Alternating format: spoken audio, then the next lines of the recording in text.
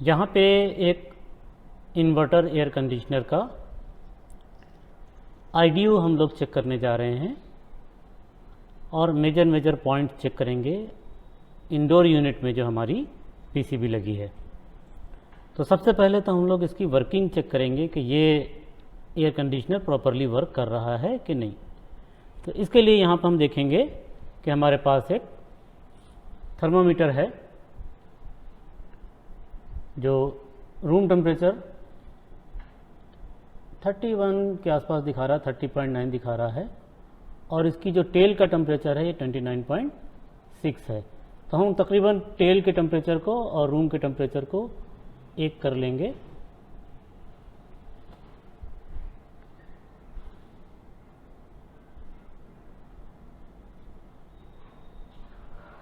इसको हाथ से गर्म कर रहे हैं ताकि ये तकरीबन एक जैसे हो जाएं।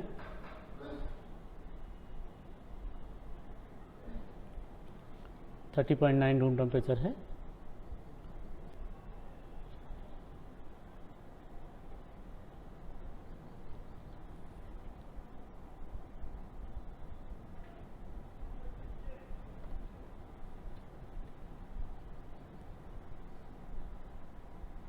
तो ये तो अप्रॉक्सीमेट 30 के आसपास आ गई है। अब हम इसको ग्रिल पे लगाएंगे। ग्रिल पे ये 2 से 3 मिनट के अंदर 10 डिग्री का ड्रॉपेज आना चाहिए।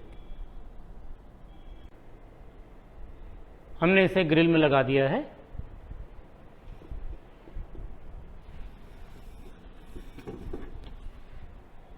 बहुत तेजी से टेम्परेचर ड्रॉप होने लगा है।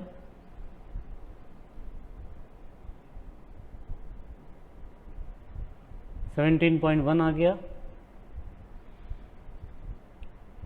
29.7 रूम टेम्परेचर है।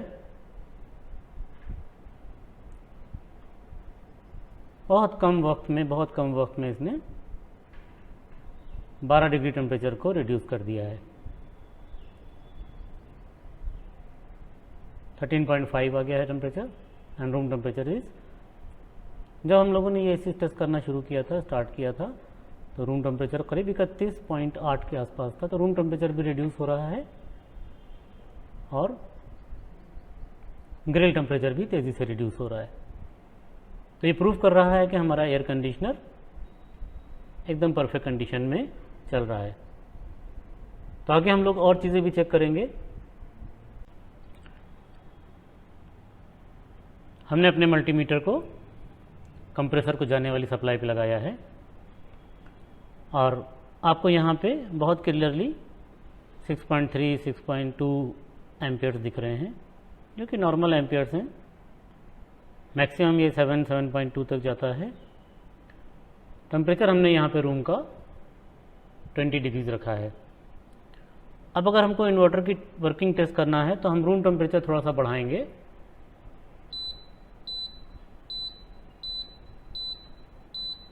टेम्परेचर इसका रखते हैं और यहाँ पे हम देखेंगे कि एम्पियर्स में क्या चेंज आता है। कुछ वक्त लग लेता है ये इसका जो प्रोसेसर है वो रीड करने में कि टेम्परेचर का क्या चेंज किया गया है। उसी के मुताबिक, उसी के हिसाब से ये कंप्रेसर की स्पीड को रिड्यूस करता है।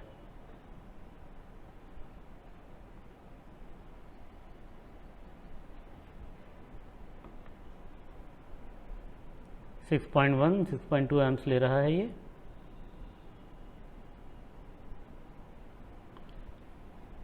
ग्रिल टेम्परेचर 10 डिग्री हो गया है। रूम टेम्परेचर भी रिड्यूस हो रहा है, 29.3 डिग्रीज हो गया है।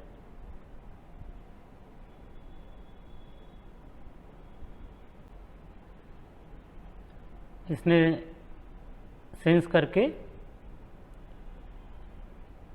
रिक्वायरमेंट के हिसाब से एम्पियर्स को ड्रॉप करना शुरू कर दिया। अब जैसे जैसे टेम्परेचर ड्रॉप डाउन होगा वैसे वैसे ये एम्पियर्स भी डाउन करता जाएगा।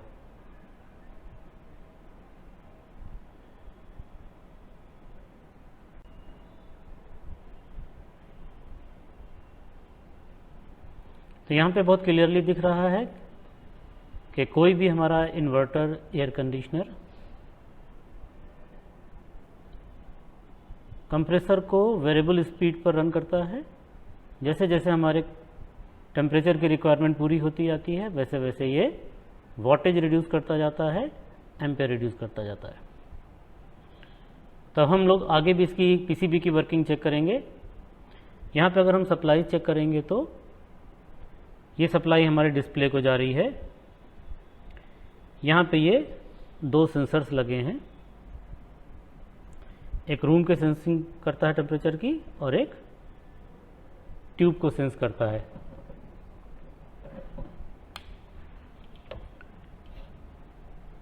इधर ये सप्लाई जो है वो फैन के लिए जा रही है, फैन का फीडबैक है, और ये सप्लाई हमारी फैन मोटर को जा रही है। यहाँ पे ये न्यूट्रल आ रहा है, ये हमारा फैन कैपेसिटर लगा है। ये जो आपको एक अलग से वायर दिख रहा है ये हमारा कम्युनिकेशन वायर है। आपको एक नॉर्मल पीसीबी में और इन्वर्टर पीसीबी में डिफरेंस यही दिखेगा कि वहाँ पे इन्वर्टर में आपको ये अलग से कम्युनिकेशन वायर दिखेगा।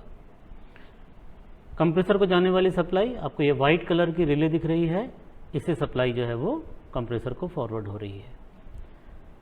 तो अभी एक एक करके हम लोग इन्वर्टर पीसीबी की डिफरेंट चीज़ें चेक करेंगे। पहले हम लोग यहाँ पे फैन मोटर चेक करते हैं।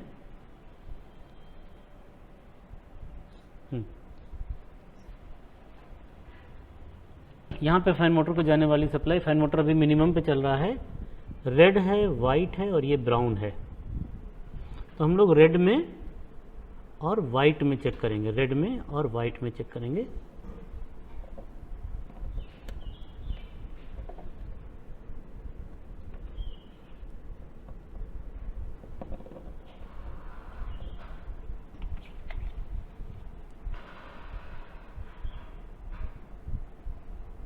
नाइन्टी 2.7 वोल्ट जा रहा है, 92.7 वोल्ट जा रहा है। इसमें वेरिएशन रहता है रिक्वायरमेंट के हिसाब से। अब अगर हम ये कैपेसिटर वाली लाइन चेक करेंगे तो यहाँ पे वोल्टेज हमको थोड़ा ज़्यादा मिलेगा। यहाँ पे ये 128 वोल्ट दिखा रहा है। तो फैन अभी साइलेंट स्पीड में चल रहा है, बिल्कुल साइलेंट पे चल रहा है, लो स्पीड से भी नीचे चल रहा है, तो करीब 92 वोल्ट उसको जा रहा है। यही अगर हम फैन की स्पीड बढ़ाएंगे तो ये वोल्टेज जो है वो बढ़ना शुरू हो जाएगा। अगर हम इससे फैन की स्पीड को बढ़ाते हैं तो यहाँ पे देखेंगे कि वोल्टेज में वेरिएशन आना शुरू हो जाएगा।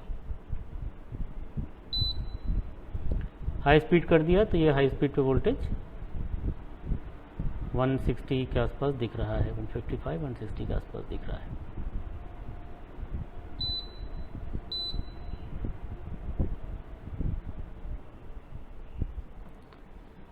तो मेन आपका जो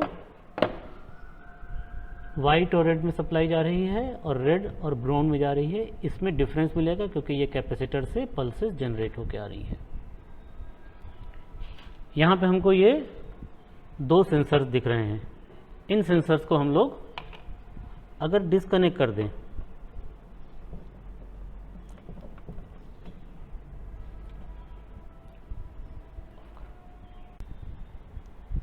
अभी हमने ये सेंसर्स को यहाँ से डिस्कनेक्ट किया है।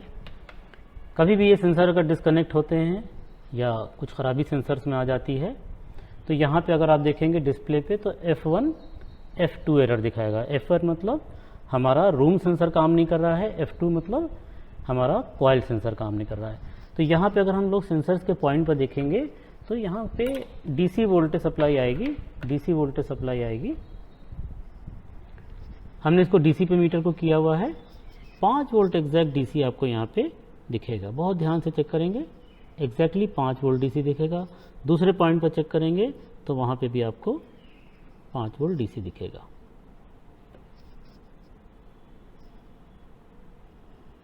कंट्रोल सप्लाई आती है।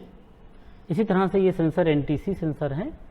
इसका अगर हम रेजिस्टेंस यहाँ पे से चेक करेंगे तो ये 4 किलो ओम के आसपास रेजिस्टेंस दिखेगा।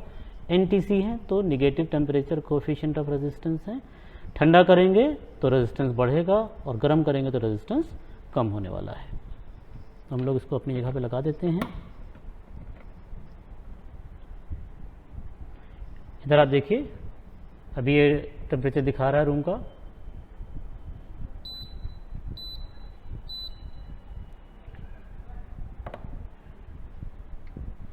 तो हम लोगों ने फैन मोटर को जाने वाली सप्लाई चेक करी। ये हमारा कैपेसिटर का पॉइंट है।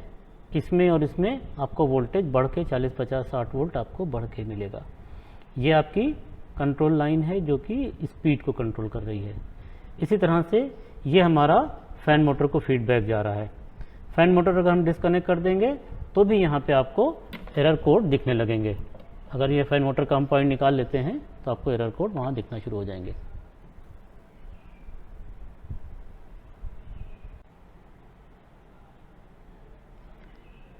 ये हमने डिस्कनेक्ट कर दिया है यहाँ से फैन मोटर को।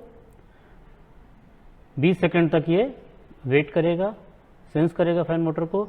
यहाँ पे ये फीडबैक है फैन मोटर का। फैन मोटर का फीडबैक इन्फॉर्मेशन लेके जाएगा प्रोसेसर के पास कि ये फैन मोटर डिस्कनेक्ट हो गया है, ओपन हो गया है या वाइंडिंग इसकी जल गई है। तो जैसे ही ये इन्फॉर्मेशन जाएगी, हमारा प्रोसेसर एनालिसिस करने के बाद प्रोसेसर हमारा यहाँ पे H6 का डिस्प्ले करेगा। अब मान लीजिए हमने दोबारा इधर फैन मोटर को रीफिट कर दिया, तभी ये डिस्प्ले जाने वाला नहीं है। हमें मशीन को ऑफ करके ऑन करेंगे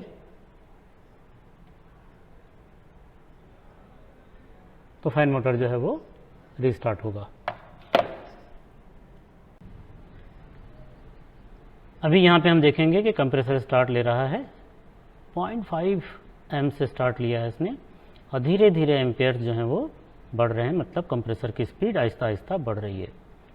यही फ़र्क है एक नॉर्मल एयर कंडीशनर में और एक इन्वर्टर एयर कंडीशनर में। तो आहिस्ता आहिस्ता ये सप्लाई यहाँ पे बढ़ रही है। हम वोल्टेज भी चेक करेंगे। अभी हम देख रहे हैं कि सप्लाई न्यूट्रल है ये, और ये कम्युनिकेशन वायर है। तो हम लोग इसको डीसी पे कर देते हैं मोटर को, अपने मल्टीमीटर को, और यहाँ पे डीसी सप्लाई देखते हैं कितनी जा रही है।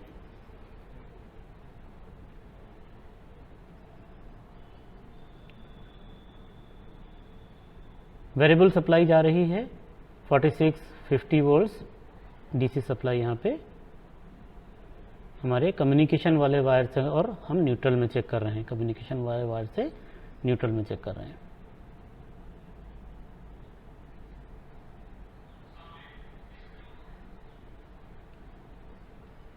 तो इस तरह से बेसिक चीज़ें हम लोग अपने पीसीबी में चेक कर सकते हैं। Thank you friends.